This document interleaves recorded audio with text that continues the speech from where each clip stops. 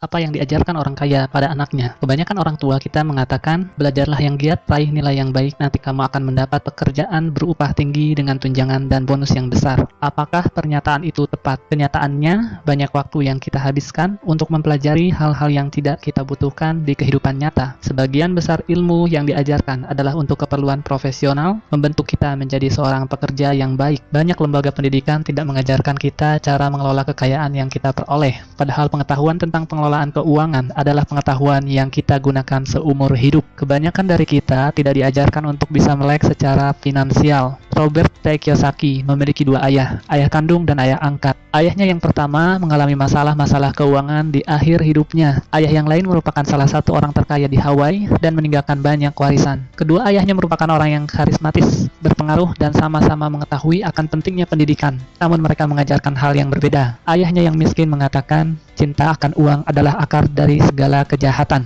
Ayahnya yang kaya mengatakan, kekurangan uang adalah akar segala kejahatan. Ayahnya yang miskin mengajari agar menjadi seorang yang pandai dan cerdik sehingga nantinya bisa bekerja di perusahaan besar. Ayahnya yang kaya mengajari agar memiliki perusahaan dan mempekerjakan orang yang pandai dan cerdik. Ayah yang miskin menyuruh untuk menabung. Ayah yang kaya menyuruh untuk berinvestasi. Saat kondisi sulit, ayahnya yang miskin mengatakan, saya tidak mampu mencapainya. Ayah yang kaya mengatakan, bagaimana agar saya mampu mencapainya? Ayah yang miskin mengajarkan kita agar bekerja untuk uang. Ayah yang kaya mengajari bahwa uanglah yang harusnya bekerja untuk kita.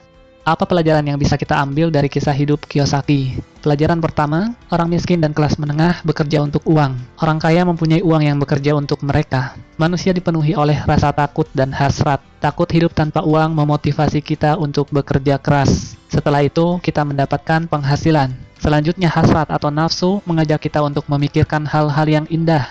Handphone baru, televisi baru, kendaraan baru, liburan, bioskop, dan lainnya. Semakin besar pendapatan, maka semakin mewah keinginan seseorang dan semakin besar juga pengeluarannya. Ketakutan dan hasrat ini berlangsung terus hingga yang tersisa adalah tagihan cicilan dan berbagai hutang.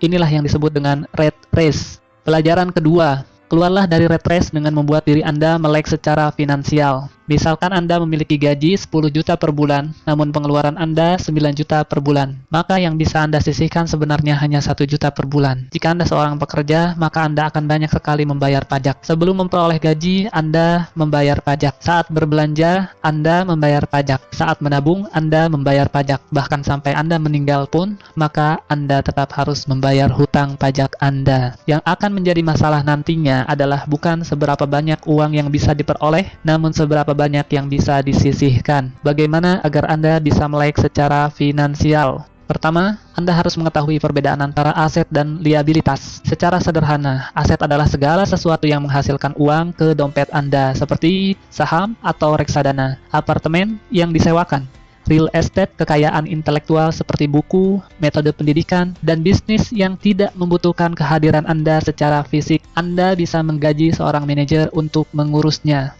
Liabilitas adalah segala sesuatu yang mengeluarkan uang dari dompet Anda. Contohnya adalah hutang kartu kredit, hutang sewa, televisi baru, handphone mewah, asuransi, dan lainnya.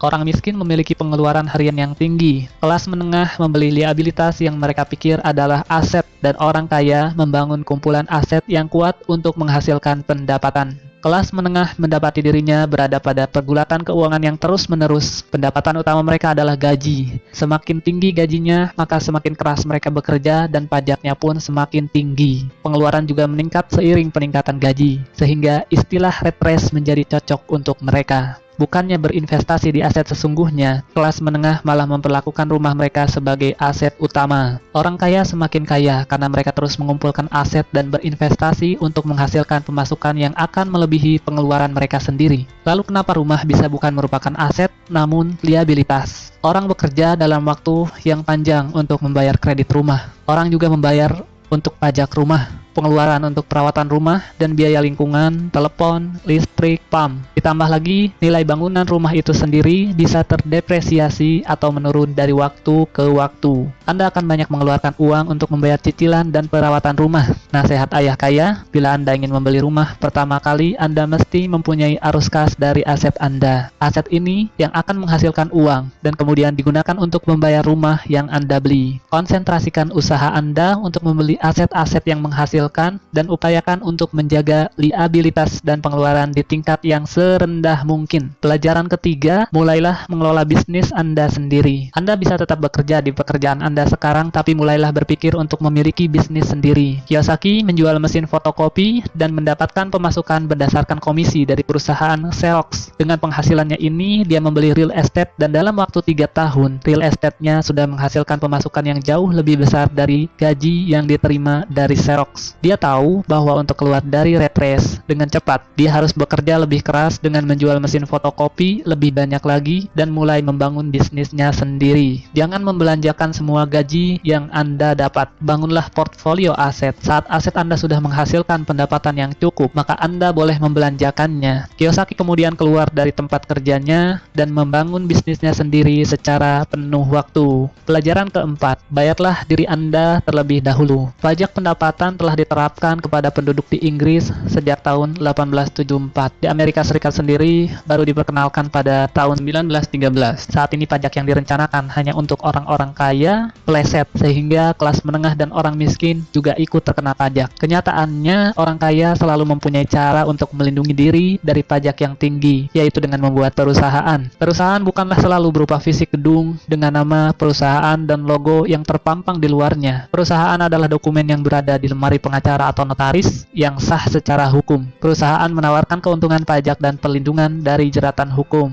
Ini adalah cara yang sah untuk melindungi kekayaan Anda. Orang kaya telah menggunakan cara ini dari generasi ke generasi. Pelajarilah lebih lanjut dan temukan aturan-aturan pajak yang membawa keuntungan terbaik untuk Anda. Ayah kaya berkata, bayarlah diri Anda terlebih dahulu. Ini akan memaksa Anda untuk membuat sumber pemasukan lain untuk menutup pengeluaran Anda. Aturan sederhana ini bekerja seperti ini. Orang yang bekerja untuk perusahaan akan pertama-tama membayar pajak, lalu mendapatkan pemasukan, kemudian baru berbelanja. Sedangkan pemilik perusahaan akan terlebih dahulu memperoleh pemasukan, kemudian berbelanja, lalu membayar pajak. Para pekerja dipajaki terlebih dahulu, kemudian menggunakan apa yang tersisa. Sedangkan pemilik perusahaan menggunakan terlebih dahulu pendapatan dan membayar pajak berdasarkan apa yang tersisa. Lalu, apa yang penting dipelajari agar Anda melek finansial? Ada 4 ilmu utama yang penting untuk dipelajari. Yang pertama, akuntansi. Akuntansi membuat kita bisa membaca laporan keuangan. Pada saat meninjau suatu bisnis atau aset,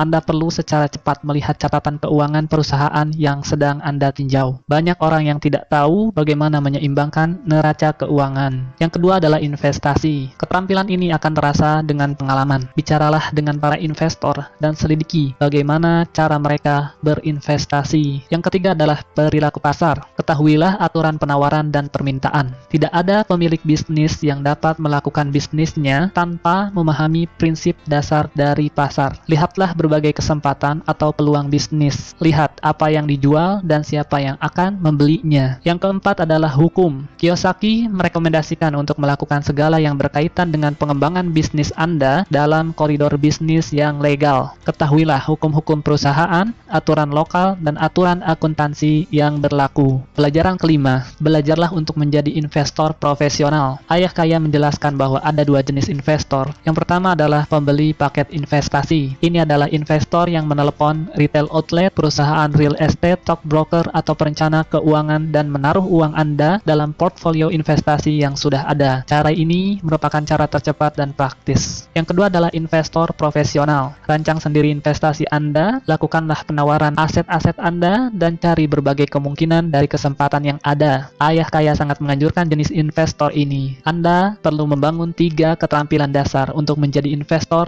jenis ini. Yang pertama adalah identifikasi kesempatan atau peluang yang dilewatkan oleh orang lain. Yang kedua, belajar bagaimana mengumpulkan uang atau modal. Yang ketiga, belajarlah mengelola orang-orang pandai di sekitar Anda. Belajar untuk mengidentifikasi hal yang menguntungkan Anda, namun masih tersembunyi dalam negosiasi bisnis. Contohnya, bisnis yang sebenarnya dari McDonald bukanlah hamburger yang dijual, namun real estate yang nyaris gratis di bawah gedung franchise McDonald itu sendiri. Di setiap persimpangan yang ramai dalam kota di seluruh dunia, itulah kekayaan sebenarnya dari para pemilik franchise McDonald. Yang perlu diingat adalah, dalam setiap investasi, selalu akan ada resiko. Anda harus belajar bagaimana caranya mengelola resiko tersebut, dan bukan malah menghindarinya. Pelajaran keenam, bekerjalah untuk belajar, bukan untuk uang. Setelah lulus, Kiyosaki memutuskan untuk bergabung dengan Angkatan Udara. Dia belajar terbang dan dia menyukainya. Dia juga belajar memimpin pasukan, yang merupakan bagian terpenting dari pelatihan kepemimpinan. Selanjutnya dia bergabung dengan Xerox, dan dia belajar untuk menghalau ketakutannya akan penolakan. Keharusan mengetuk pintu orang dan menjual mesin fotokopi membuatnya takut. Tak lama berselang, dia sudah menjadi salah satu dari 5 orang salesman terbaik di perusahaan itu.